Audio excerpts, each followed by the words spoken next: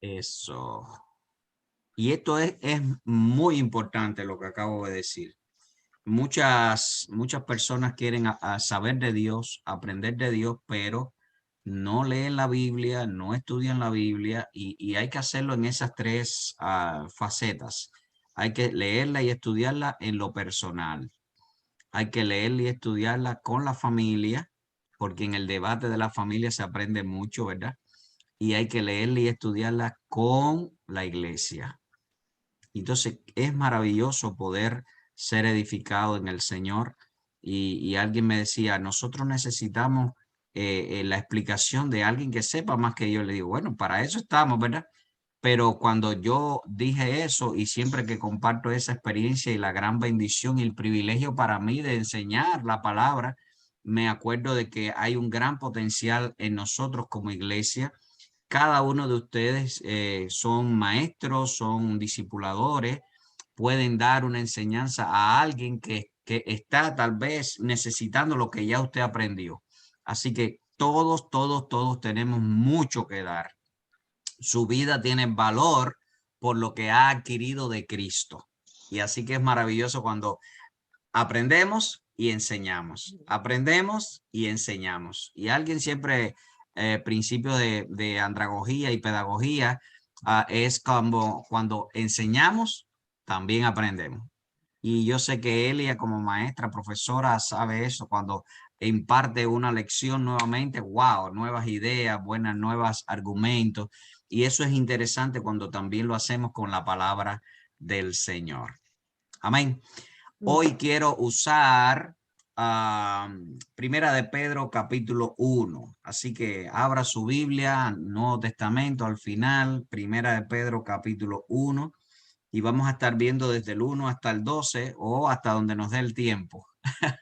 Pero sí queremos ver Primera de Pedro capítulo 1, desde el 1 hasta el 12 en el día de hoy. Y leo el primer versículo ya. Eh, eh, hay una hay una frase que me gusta mucho de esta porción y yo saco de ahí el título. El título de este estudio es Yo quiero esa herencia. O a veces me gusta poner dos títulos. Yo voy por esa herencia. Yo quiero esa herencia o yo voy por esa herencia. Y yo estoy convencido que a todo el mundo le gusta una herencia, ¿verdad? Que alguien deje una herencia, que le diga, mira, dejaron este documento para ti y aquí tienes tanto de herencia. Bueno, el apóstol Pedro está escribiéndole a hermanos un tiempo de de gran importancia para la iglesia en la dispersión. Para este tiempo, muchos judíos y muchos cristianos se tuvieron que dispersar producto a la persecución. Eran tiempos fuertes, eran tiempos de peligro, eran tiempos de negación del evangelio, eran tiempos de confusión. Así que los apóstoles, los pastores, los ancianos, el liderazgo, los discípulos tenían la responsabilidad de animar a las iglesias, de ayudar a los hermanos. Así que el apóstol Pedro, en su experiencia y con su equipo de trabajo, pudo compartir o escribió esta carta y fue enviada a varios lugares. Siempre digo que si a Pedro o Pablo o Juan hubieran tenido Zoom, ¿a cuántas personas hubieran llegado, verdad? O si hubiera tenido Facebook o un canal de YouTube, tremendo esta gente, ¿verdad? Pero ellos hicieron algo bueno, con lo que tenían, hicieron el trabajo de Dios, que es lo importante. Nunca te pares por decir, oh, yo no puedo hacer porque no tengo aquello que tiene aquel. Bueno, como dijo el Señor a Moisés, ¿qué tienes en tu mano? Y lo que tengas, úsalo, porque va a ser usado por el poder de Dios.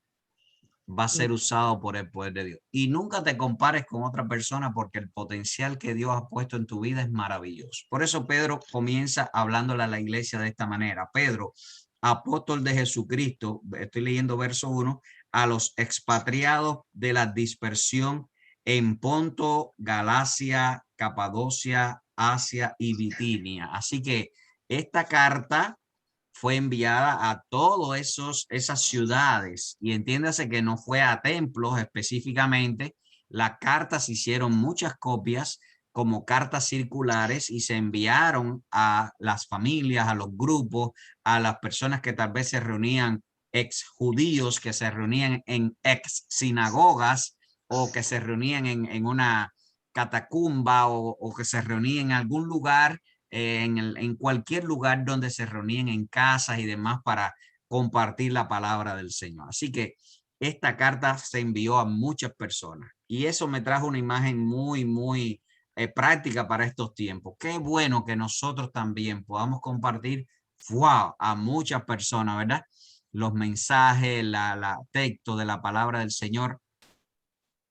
Seamos como Pedro, apóstoles, es decir, enviados por Dios, enviados por Dios. Siempre siente esta responsabilidad de parte del Señor. Y yo sé que aquí el título de apóstol para Pedro era especial, que no es para mí, no es para otro, porque ellos fueron los apóstoles escogidos, pero yo agarro el concepto del apostolado como iglesia que Dios nos ha enviado. Así que el ministerio apostólico de la iglesia no es de cargo por sentirse superior, sino de ser enviado. Todos hemos sido enviados. Por eso dice, enviados de Jesucristo a los expatriados de la dispersión. Wow. Y yo me veo como un expatriado, ¿verdad? Porque salimos de Cuba para estar acá y cuánta gente podemos ahora poder llegar y eso. Y cada uno de nosotros también como emigrantes podemos llegar a otras personas que sabemos que están aquí, allá. Por eso es muy lindo cuando se conectan de otros lugares. Me siento identificado con Pedro en la responsabilidad de poder llegar a otras familias, a otros hermanos en otros lugares. Así que Pedro tenía la responsabilidad de continuar, y aquí está el porqué de la responsabilidad de Pedro de escribirle a estos hermanos, continuar con el proceso de crecimiento espiritual como discípulos de Jesucristo, discípulos de Pedro. Y cuando digo de Pedro, no eran que era de él, sino que él estaba siendo discípulos de Cristo y él sintió la responsabilidad como apóstol, como pastor, de enviar esta carta para animar y fortalecer a los hermanos y hablarle de aspectos importantísimos. Así que él continúa el proceso de discipulado y de crecimiento espiritual con los hermanos de todos esos lugares, de todas esas iglesias, y muchos de esos lugares fueron lugares que él o Pablo o algún otro de su equipo había organizado, plantado, y eso fue muy bueno. Verso 2 dice, a los elegidos según la presciencia de Dios Padre en santificación del Espíritu para obedecer y ser rociado con la sangre de Jesucristo. Gracia y paz os sean multiplicadas.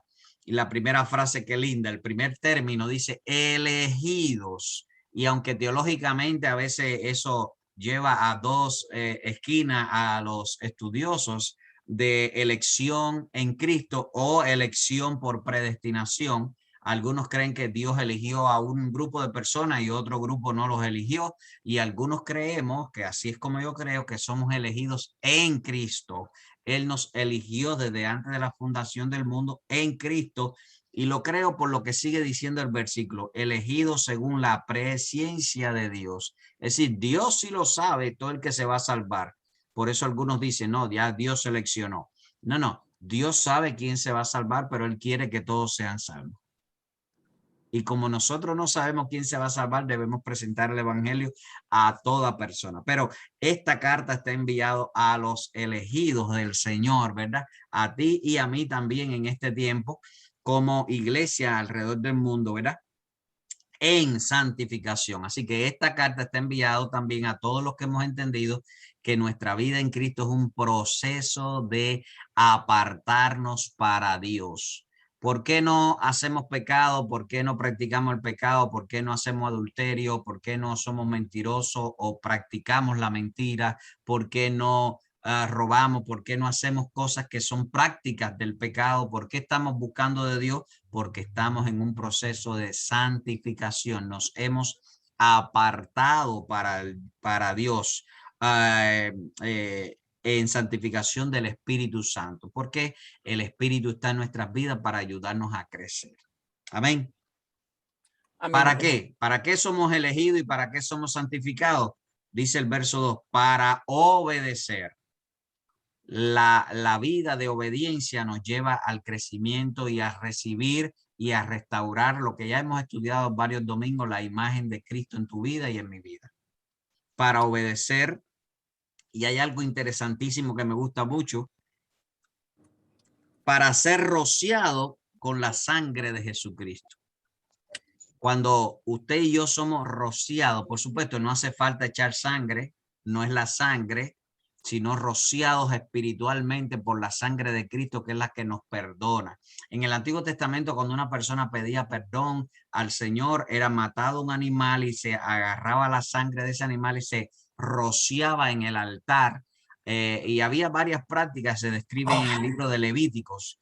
Ahora, cuando está hablando aquí de rociados por la sangre de Cristo, está hablando en el ámbito espiritual, cuando nosotros creemos que la sangre de Jesucristo nos limpia de todo pecado y nos categoriza como redimidos.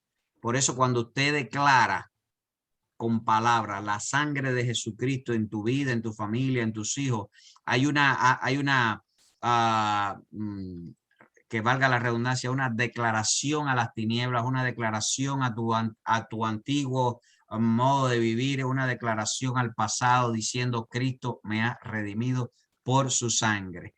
Preciosa sangre, alto valor. Él pagó por mí por su sangre y por eso somos santificados y por eso el Espíritu viene a nuestras vidas. Amén. Son tres aspectos importantes en la vida de toda la iglesia alrededor del mundo. Recuerde, está escrita esta carta para los hermanos en la dispersión. Somos elegidos, somos santificados por el Espíritu y somos rociados por la sangre de Jesucristo. Esas tres cosas es importante que siempre las recuerde. Por eso eres muy importante. Eres importante porque eres elegido, eres importante porque estás en un proceso de santificación por el Espíritu Santo y eres importante porque Cristo ha rociado su sangre en tu vida, en lo espiritual y en lo emocional, en el campo espiritual para hacerte redimido, hijo de Dios. Amén. Amén. Y termina el versículo 2 diciendo, gracia y paz sean multiplicadas. ¿Por qué? Porque nosotros necesitamos todos los días que la gracia del Señor y la paz de Dios se multipliquen en nosotros, se engrandezca en nosotros. Uno, porque necesitamos que su gracia, que es el favor que no merecemos, sea todos los días con nuestra vida, ¿verdad? No solo para santificación, porque ya no solo para salvación, porque ya somos elegidos, pero para santificación y para victoria en la guerra espiritual, que no tenemos guerra contra los seres humanos, sino contra las potestades espirituales. Y por eso la sangre del Cordero es muy importante creerla, que el Señor está obrando en nuestras vidas. Por eso es importantísimo. Y eres elegido en Cristo, entonces estás en un poderoso y atribulado, y me permiten decirle esto, atribulado proceso de santificación. Hechos capítulo 14, verso 22, los que están escribiendo para que después lo puedan leer bien, yo se lo voy a decir ahora, habla de que estamos en un proceso de muchas tribulaciones. Dice, es necesario que a través de muchas tribulaciones entraremos en el reino de los cielos. Es decir, nuestra vida se prueba a través y se perfecciona a través de las tribulaciones. La obediencia es un estilo de vida en este proceso, ¿verdad? Dios quiere que aprendamos y obedezcamos. Y hay algo interesante que a veces se comparte y es muy importante. Ahí también nosotros tenemos que desaprender. Nosotros aprendimos cosas que ahora no nos conviene más usarlas. Entonces tenemos que desaprender para poder aprender cosas importantes. Y el aprendizaje es un proceso el cual va ayudándonos para crecer y poder asimilar en este proceso a todo lo que Dios quiere darnos, fortalecernos y bendecirnos. Por eso la gracia y la paz de Dios es necesario. También para ofrecerla a otras personas. Nadie puede dar lo que no tiene. Y por eso la gracia de Dios debe estar multiplicada en tu vida para que tú puedas ayudar a otros a entenderla y adquirirla. Y por eso la paz de Dios debe estar en tu vida manifiesta para que también puedas transmitirla a otras personas. Por eso Cristo es el príncipe de paz. Amén. Amén. Y el Señor nos da una esperanza viva, dice en algunas Biblias el título ese ahí. Verso 3 dice, bendito el Dios y Padre de nuestro Señor Jesucristo, que según su grandeza, su grande misericordia nos hizo renacer para una esperanza viva por la resurrección de Jesucristo de los muertos. Usted y yo hemos recibido una esperanza viva. ¿Por qué? Porque hemos renacido. Y renacer es volver a nacer, ¿verdad? Y como le dijo Nicodemo a Jesús, no es que, o Jesús a Nicodemo, no es que tienes que volver al vientre de tu madre, sino que hay que nacer de nuevo espiritualmente. Amén. Juan capítulo 3, verso 5, para los que puedan después ir a leer ese texto. Pero Jesús le dijo, es necesario nacer de nuevo, si no, no va a haber el reino de Dios. Hay mucha gente que se aparta de la fe, hay mucha gente que no entiende a Dios, hay mucha gente que se desanima porque no ha nacido de nuevo. Pero usted y yo que hemos renacido, tenemos una esperanza. Verso 3, esperanza viva, dice, por la resurrección de Jesucristo. Todos los que hemos renacido tenemos algo en común, y es que creemos que Cristo vive, que Amén. Cristo resucitó al tercer día, y eso nos coloca en la categoría de renacido, porque Él vive, nosotros vivimos. Amén. Amén.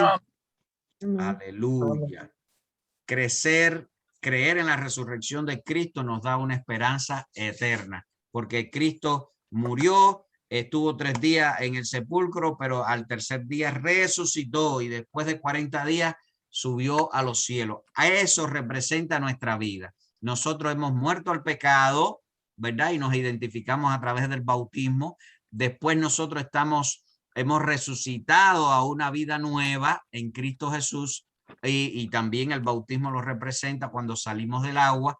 Y también ahora la vida cristiana es como esos 40 días que Jesús estuvo con sus discípulos antes de la ascensión. Y recuerda, el número 40 representa prueba, y esta vida es como una tribulación de pruebas, todas las etapas, ¿verdad? Para ayudarnos a perfeccionarnos en el camino de santificación. Y después vamos a ascender a los cielos donde está Cristo, y ahí estaremos con él. Por eso dice que tenemos una esperanza viva por la resurrección de Jesucristo. Él fue alante de nosotros. Él es el primero de la resurrección. Nosotros también seremos resucitados o transformados para estar en gloria con él. Por eso es una esperanza viva, no una esperanza ilusoria, no es una metáfora, no es algo ideal, no, es algo real, el cual nosotros creemos. Amén. Amén. Para una herencia, y verso 4, lindo, se lo regalo a todos. Para una herencia incorruptible, incontaminada, inmarcesible, reservada en los cielos para ustedes, para nosotros. Qué maravilloso para ti y para mí. La herencia, y decía al principio, obteniendo la herencia son los recursos o propiedades que dejan personas que mueren y dejan un documento formal legal diciendo, dejo una herencia fulano de tal, así, así, así. Los abogados van a donde está esa persona y dicen, mire, su abuelo, su papá, su pariente dejó esta herencia para usted. Así que es otorgada legalmente. Así que nosotros vamos a recibir una herencia, ya hemos recibido una herencia en el ámbito espiritual de parte de Cristo. Y mire esas 4 características de la herencia que está en el verso 4. Una herencia incorruptible, no se echa a perder. Una herencia incontaminada, nada lo va a contaminar, nada externo lo va es inmarcesible, que no se va a mover, no va a dejar de ser, va a ser ahí, y está reservada. No sé si usted ha llegado a los lugares donde hay una mesa que dice reservado, nadie se puede sentar ahí. A veces incluso en los templos ponen una silla que dicen reservado, ahí no se puede sentar, o en algún lugar, en algún restaurante, reservado. Y eso me alegra mucho, ¿verdad? Que usted y yo tenemos reservado esa herencia. Nadie la puede obtener. Es su herencia. Lo que Dios tiene para ti, Él no se lo va a dar a nadie. Por eso es importantísimo nunca compararse con nadie, nunca desear lo del otro, porque lo que Dios tiene para ti es bueno, maravilloso, y es lo que Él ha reservado para ti. Así que la herencia para vida eterna es incorruptible, incontaminada, inmarcesible y está reservada para ti en los cielos, ¿verdad? Verso 5, eres guardado por el poder mediante la fe. Usted y yo como hijos de Dios somos guardados, protegidos por el poder de Dios. Recuerde esto siempre, si Dios es con nosotros, ¿quién contra nosotros? No tengas temor a las circunstancias, a los demonios, a nada. Si Dios es contigo, ¿quién contra ti? Ve adelante. Tú eres como David, que fue a pelear con aquel grandulón, y él fue no porque él creía que tenía fuerza. No, él fue porque Dios estaba con él. Y escuché algo muy interesante que me gustó mucho. Goliat venía y el escudero iba delante de Goliat. Dice que llevaba una espada muy grande, ahí da las medidas en el texto, ¿verdad? Y mire esta imagen tan bonita. Las personas ven que David va hacia donde estaba Goliat y parecía que iba solo, pero David era el escudero de Dios, porque el que peleó no fue David, fue Dios. Así que David iba delante de Dios como el escudero. Y qué lindo, ¿verdad? Porque es la pelea del Señor. Por eso dice el verso 5 que eres guardado por el poder de Dios mediante la fe. Y eso hay que creerlo. Cuando nosotros sabemos que somos los escuderos de Dios, que Dios es el que va a pelear por nosotros, se van a caer los Goliat delante de ti. Y le va a poder cortar la cabeza. Entiéndase que eso no es literal, pero vas a tener victoria, ¿verdad? No hay que cortarle la cabeza a nadie ahora. Pero vas a tener victoria, vas a tener soluciones para tu vida, para alcanzar la salvación que está preparada para ser manifestada en los postreros tiempos. Y recuerde, postreros tiempos es el último tiempo cuando el Señor venga para la salvación que está reservada para la segunda venida. Verso 6, en lo cual ustedes alégrense, aunque ahora por un poco de tiempo, si es necesario, tengáis que ser afligidos en diversas pruebas. La misma idea de la tribulación, es a través de muchas tribulaciones.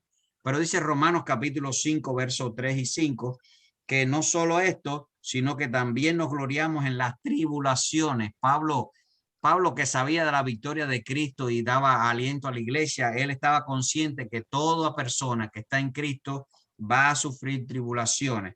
Y dice, sabiendo que la tribulación produce paciencia y la paciencia prueba. Y la prueba, esperanza. Y la esperanza, no avergüenza. Qué lindo. El proceso de crecimiento definitivamente, como todo proceso, va llevándonos a cambiar. No avergüenza porque el amor de Dios que ha sido derramado en vuestros corazones por el Espíritu Santo nos fue dado. El Señor nos lleva por este proceso de crecimiento y Él nos va a ayudar. Verso 7, para que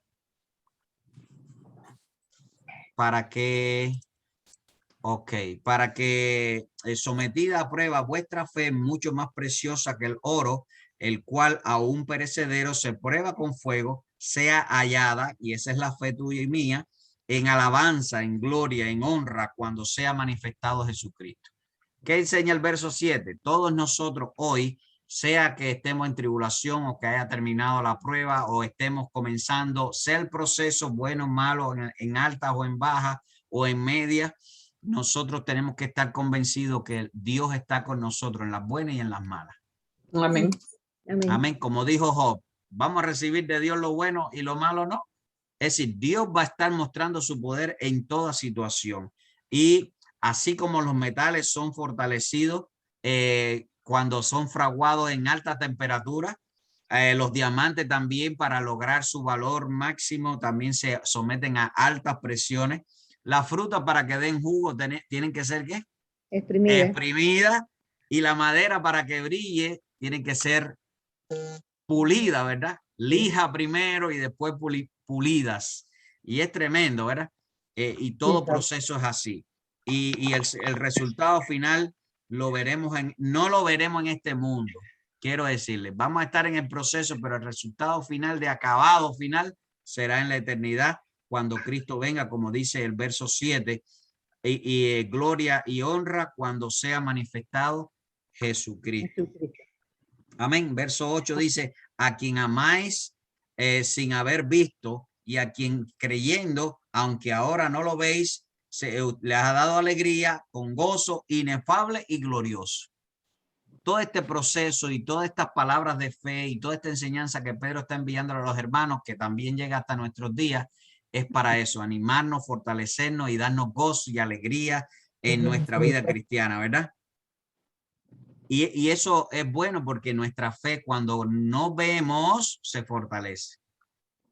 Y seguimos el principio que dice Juan capítulo 20, verso 29. Jesús dijo, porque me has visto, Tomás, creíste. Bienaventurados los que no vieron y creyeron. Qué bueno que tú y yo, que no hemos visto al Señor, creemos que Él está.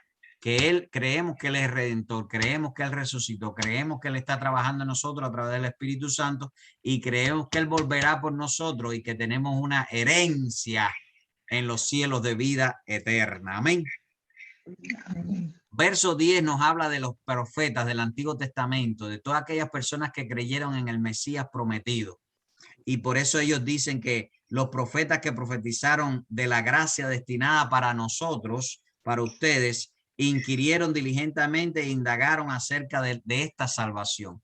Moisés y David y muchos profetas, Elías, Eliseo, todos estaban viendo aquel que iba a venir, pero ellos no lo vieron. Y fueron los del primer siglo, los apóstoles y todas esas personas que lograron ver al Mesías prometido. Y eso se ve como dos montañas. Cuando usted está en el campo, usted ve una montaña más clara y una más oscura por el tema de la distancia. Ellos estaban viendo algo que venía, pero no lo pudieron disfrutar porque estaba muy lejos para ellos. Y nosotros ya ahora estamos gozando de esa salvación preciosa que ellos vieron. Verso 5.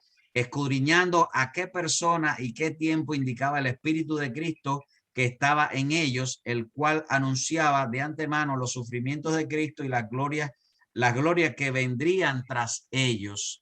Es decir, aquellos profetas, aquellas personas del Antiguo Testamento sabían que venía el Mesías para salvación y ellos estaban esperando. Y recuerda lo que dijo el profeta Juan el Bautista cuando dijo: he aquí el Cordero de Dios que quita el pecado del mundo, porque había tenido señales proféticas en Isaías y en otros profetas menores que se le había dado para que supiera quién era el Mesías. Y en esa época de Juan el Bautista, los apóstoles, y había muchas personas que esperaban un Mesías como militar, que iba a luchar, pero la visión mesiánica y espiritual que usted y yo también tenemos que tener fue viendo a Cristo, el Mesías, el que vio Juan el Bautista, el que muchos creyeron cuando siguieron a Juan, los discípulos, los que después en Pentecostés pudieron disfrutar del derramamiento del Espíritu para comenzar la iglesia. Esa es la visión correcta del mesianismo o del cristianismo. Y hablo del mesianismo, no mesianismo sin Cristo, que algunos lo profesan incorrecto, sino la postura correcta de creer que Cristo es el Mesías prometido. Termino verso 12, dice: a esto se les reveló que no era para ellos, sino para nosotros. Dice Pedro para allá en el primer siglo, pero para nosotros también, ¿verdad? Administraban las cosas que ahora os son anunciadas por los que os han predicado el evangelio por el Espíritu Santo enviado del cielo, cosas en las cuales anhelan ver los ángeles. Y hay tres cosas que yo saco de este versículo. Las profecías, ellos lo creyeron, las personas del Antiguo Testamento, pero no, ellos sabían que no era para ellos, no lo iban a lograr ver.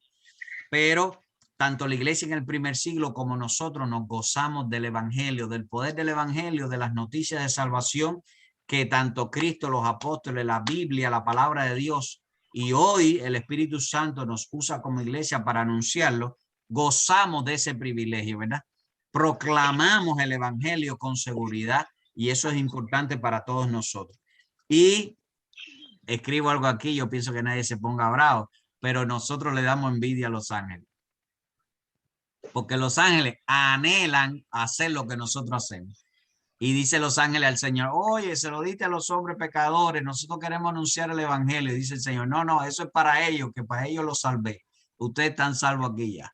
Entonces, qué maravilloso que el evangelio, Dios nos ha dado una herencia poderosa para anunciar y también para recibir en la eternidad. Así que vive en este mundo sabiendo que hay una herencia poderosa para tu vida y para mi vida, ¿verdad? Y que debemos proclamarla para salvación de muchas personas. Amén. Que Dios nos bendiga. Es mi deseo y oración